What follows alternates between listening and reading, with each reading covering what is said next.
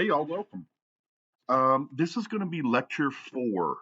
Since I screwed up and put MLK Day on the calendar, so you should be able to download the slides and the lecture and sort of follow along with the slides as we go along. So again, this is Unit 4 or Chapter 4 from the book. This is going to be about state and local finances. Okay, so if we jump into slide 1, we'll talk about the basics of deficits.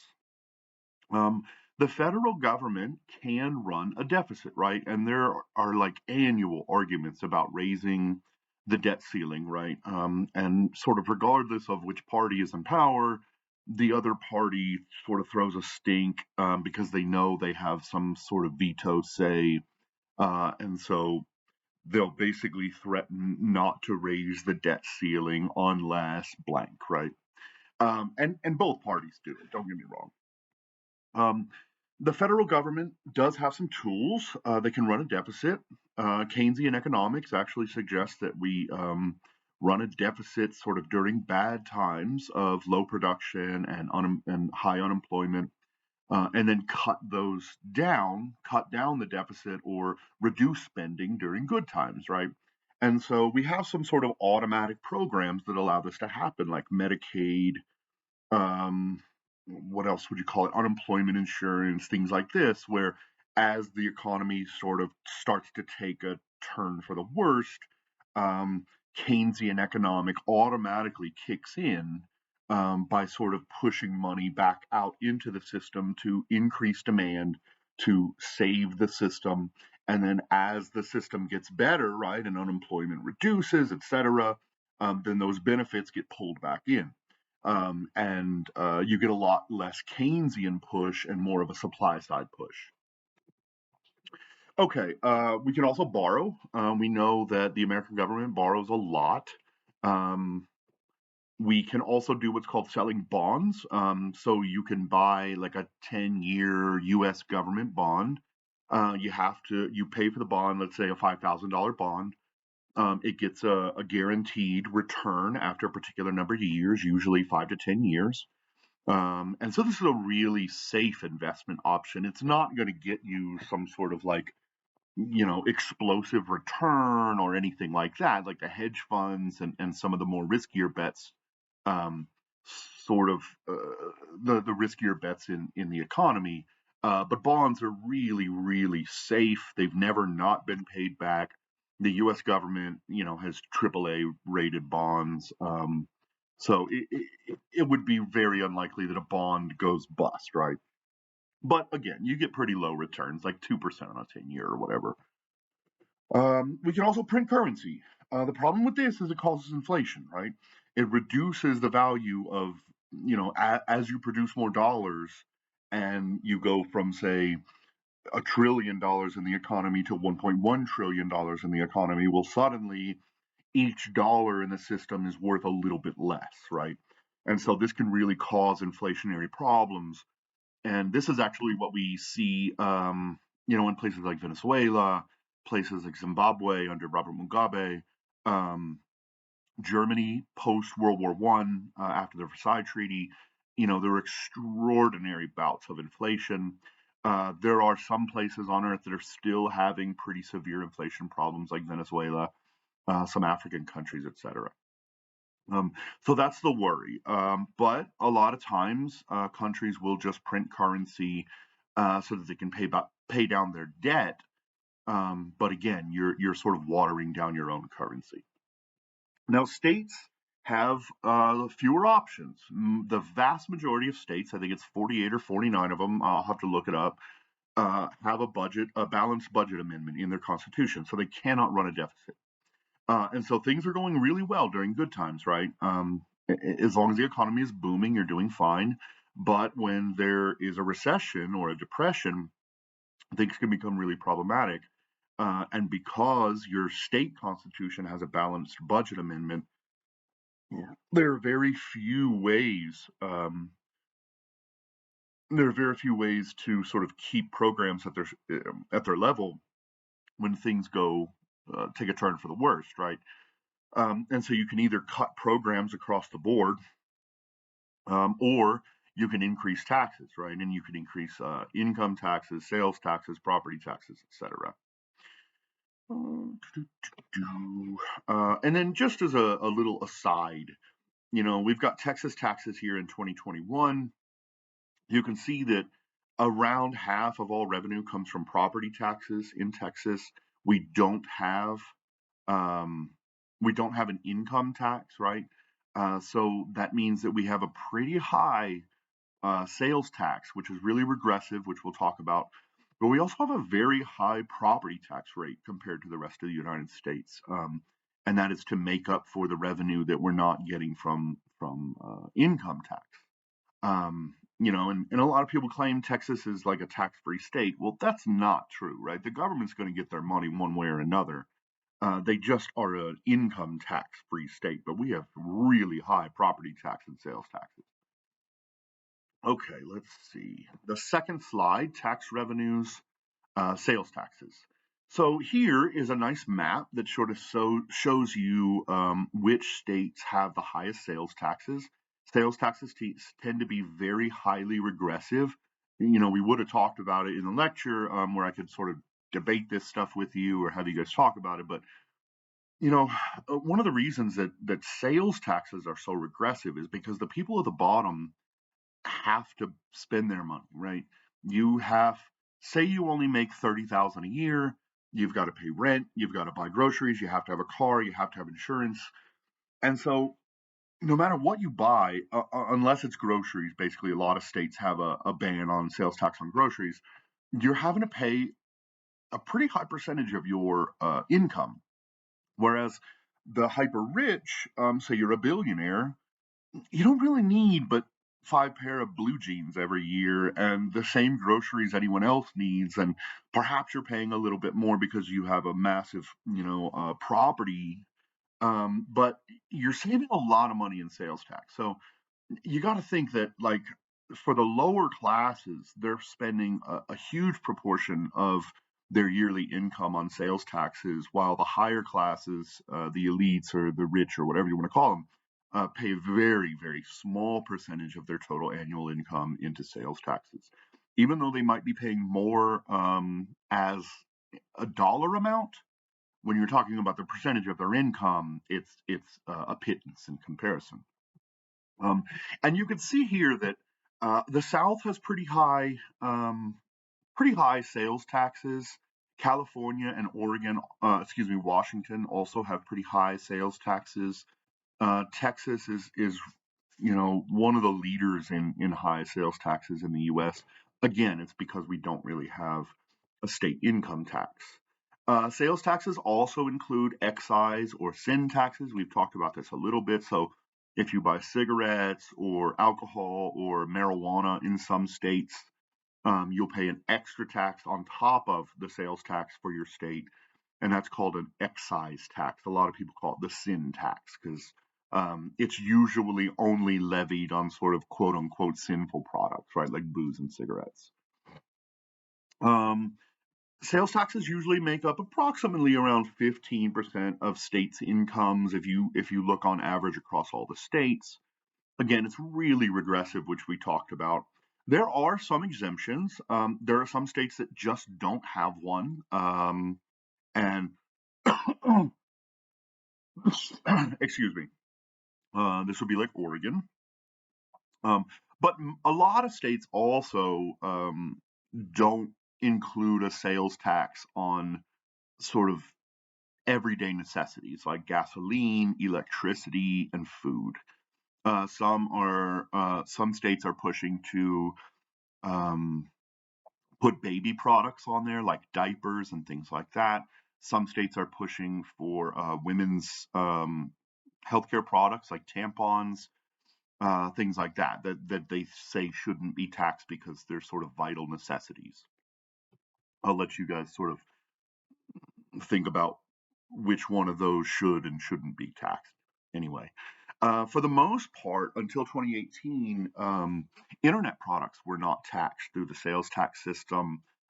This was pissing off a lot of states because they were basically having their tax base stolen out from under them, right? through companies like Amazon or other eBay, etc. Well, South Dakota v. Wayfair in 2018, the Supreme Court said yes, taxation on sales, even through the um, internet sales can be taxed just like purchased products, right? And then you should know that Texas is at a 8.25% tax rate for sales tax. Okay, we'll move on to slide 4. This is going to be tax revenues number 2, and we'll talk about property taxes. So property taxes are the primary way that local governments fund themselves, not necessarily state governments, but especially local governments. There's an average tax rate across the United States at about 1.2%. Texas is really high at 1.6%. Again, this is largely because we don't have a state income tax. Um, the seniors and the physically and mentally disabled tend to be exempted from these things. A lot of states exempt seniors, anyone who is of retiree age. And then often they'll give sort of property tax rebates um, on things like orphanages and hospitals and universities and things of that sort. Like if you're a sort of special class of property, a lot of times you'll be exempted. Um, this is the vast majority of school funding comes from property taxes, right? So I know property taxes are frustrating, and I know a lot of people really complain about getting hit every year with property taxes, especially if you're in one of those towns or cities that are really hot on the market. Like Marfa, Texas is a really good example, right? It's become this huge art hotspot for famous artists across the world. They all want to live in Marfa, Texas for some reason. The problem, though, is that you have citizens who have been there their whole lives who are like local Marfans who are getting basically pushed out of their homes because their property taxes are so exorbitant. Because every single year, as these sort of elite, ultra rich people try to move into Marfa, property values are kicking up and up and up and up and up. And every year you'll get a bump in those property taxes because the assayers or the appraisers from the local county are basing everything on the prior year's home sales. And as those home sales become more and more in demand and the value rises and rises, so does the property tax. And so a lot of people are being pushed out in Marfa, Texas because of this sort of phenomenon. Um, but again, the vast majority of this goes to schools. This is how we fund schools in America, basically. The federal government kicks in almost nothing. The state government kicks in a pretty decent chunk, like 30 or 40%, but like 50 or more percent of all um, school funding comes from property taxes. This unfortunately leads to vast disparities in school funding. So, here in Lubbock, um, until 1931, Black people and Hispanics were not allowed to live, by law, were not allowed to live west of Avenue A. And so there is an historical and socio-demographic reason why Lubbock is so split racially, right? And you see this in a lot of southern cities. And unfortunately, the places that were historically marginalized are still marginalized communities. Their home values are very low, and therefore their schools do not get proper funding, whereas the sort of rich school districts get incredibly high funding, especially when you're talking about dollars spent per pupil. Um, and I'd like to just sort of ask you: Is this fair? Is this a fair way to distribute things? There have been a lot of lawsuits about and Supreme Court rulings about this, about sort of how would you even call this equivalating, equivalating, equalizing the property tax foundations for schools, and the question of whether rich school districts should have to share their property tax income with the poorer school districts in their city. So I'll leave that up to you guys, but it's still a sort of a raging debate. Okay, the next one is going to be tax revenues number 3. These are income taxes. And so you can see here that there's a handful of states that do not participate in state income taxation. Washington, Wyoming, Nevada, South Dakota, Texas, Alaska, Florida, Tennessee, and it looks like New Hampshire. But again, like I tell people, the states are going to get their money one way or another, right? If you're not paying a state income tax, you're probably paying higher sales taxes and you're probably paying higher property taxes, which is what the research shows and what just the downright statistics show. So income taxes tends to make up around 10% of a state's income. These are generally progressive. So unlike sales tax, where everyone pays a flat 8.5% or whatever it is taxation, what happens is they sort of progress it by income, right? So if you're in the very bottom, you pay a lesser percentage than the people at the very top, right? Um, um, and then this generally comes out to about $1,000 per American taxpayer. If you look at the 330 million taxpayers across, well, I guess there's not 330 million taxpayers, but 330 million Americans, around every taxpayer spends around $1,000 on their state income tax every year. Okay, on to the next one, other sources of state income.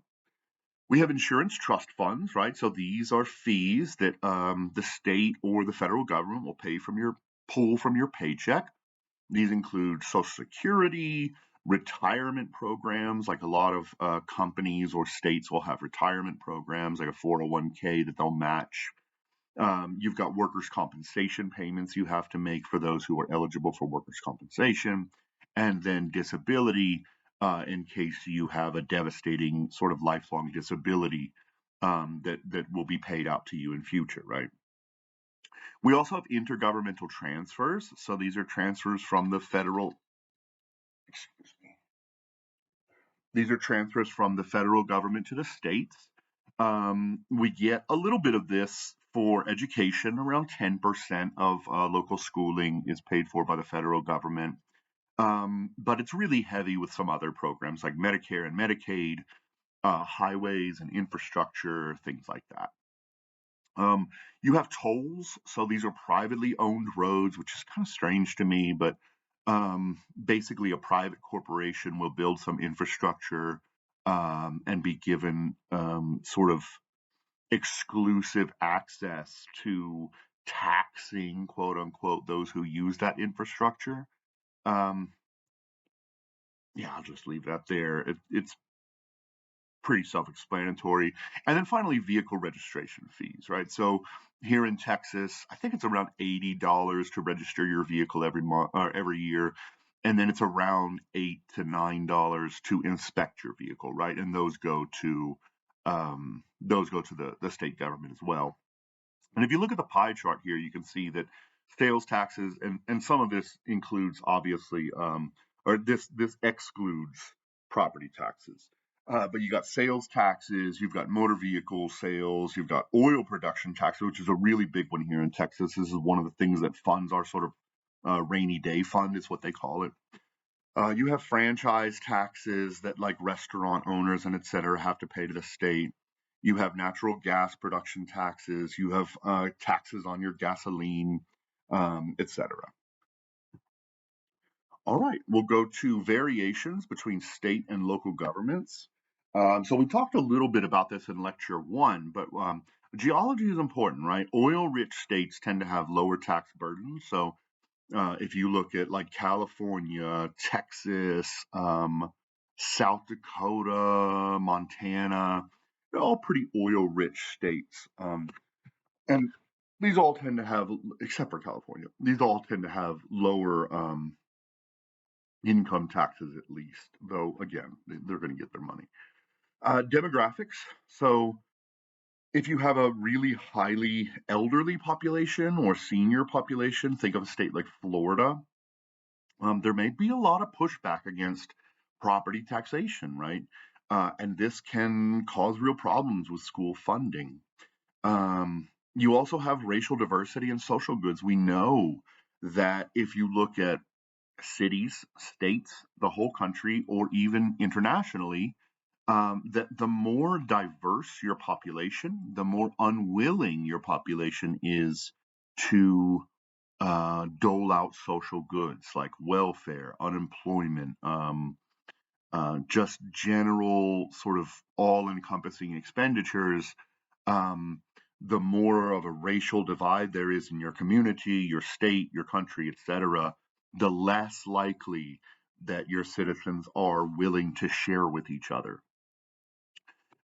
We also know about economic cycles, right? During downturns, manufacturing tends to get hit really hard as the sort of second order products get ignored more and more for the sort of first order products like vehicles or food or things like that, right? So manufacturing tends to get hit really hard during these downturns.